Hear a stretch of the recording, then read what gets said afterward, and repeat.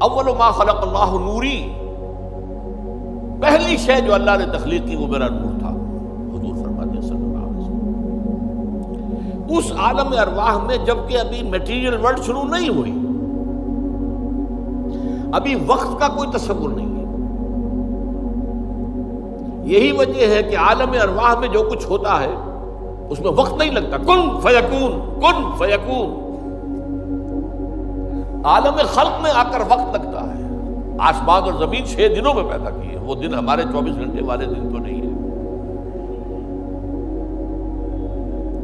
انسان کے ایک نطفے سے لے کر ایک بچے کے مکمل ہونے تک 9 مہینے لگتے ہیں، ٹائم لگتا ہے۔ عالم ارواح میں ملائکہ کے لیے کیا خیال ہے آپ کا؟ جبرائیل کو عرش معلیٰ سے یہاں آنے میں کوئی وقت لگتا ہے؟ ٹائم ایلیمنٹ ہے ہی نہیں۔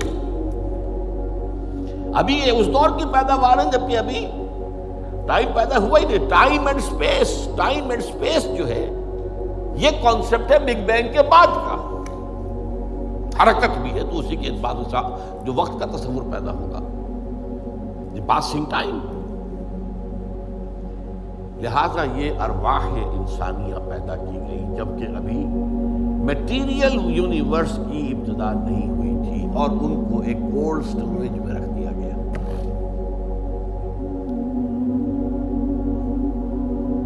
اب اس کے بعد وہ لمبا سفر،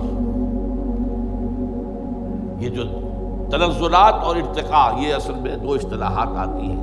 ہمارے پرانے فلسفیوں نے بھی تو آخر کوشش کی تھی نا، سائنس تو ابھی نہیں تھی، سائنس کا تو ابھی تک جو ہے معلومات کا دائرہ بہت ہی محدود تھا، لیکن یہ ہے کہ تنزلات 6، تنزلات 5، الاحد سے الواحد وغیرہ، یہ ذہنی خیالات تھے۔ یا عقل اول سے فلک اول اور عقل ثانی پیدا ہوئی، عقل ثانی سے فلک دوم اور عقل ثالث پیدا ہوئی۔ 9 افلاک اور عقول 10 یہ ہمارے پرانے فلسفی جو ہے متکلمین ان کے ہاں الفاظ مل جائیں گے، جن کی نہ کوئی سند قرآن میں ہے، نہ حدیث میں ہے، کوئی سوال ہی نہیں، نہ سائنس اس کی کوئی تائید کرتی ہے۔ جو بات میں عرض کر رہا ہوں اب اس کے اعتبار سے آپ کو سائنس کے درمیان اور اس پورے تصور کے درمیان معلوم ہوگا کہ ہم آہنگی ہے، مکمل ہم آہنگی ہے، جبکہ ابھی صرف نور اور نور بھی، اس میں نہ حرارت نہ حرکت، ارواح انسانیہ کا اور ملائکہ۔ پھر وہ بگ بینگ، اور وہ جو عرصہ گزرا ہے جس میں کہ حرارت، شدید ترین حرارت، اس دور میں جنات پیدا کیے گئے۔ اب قرآن مجید کہتا ہے وَلَقَدْ خَلَقْنَا الْإِنسَانَ مِنْ صَلْصَالٍ كَالْفَخَّارِ وَخَلَقْنَا الْجَانَّ مِنْ مَارِجٍ مِّن نَّارٍ۔ آگ کی لپٹ سے،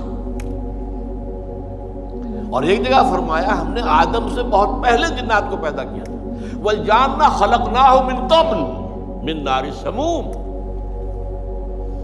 سموم کہتے ہیں وہ جو ہوا بعد سموم جس میں جلتی ہوئی آگ ہوتی ہے، لو سخت صحرا کی لو، اس کا تصور کیجیے آپ، اس کی آگ سے، اس کی حرارت سے جنات پیدا کی۔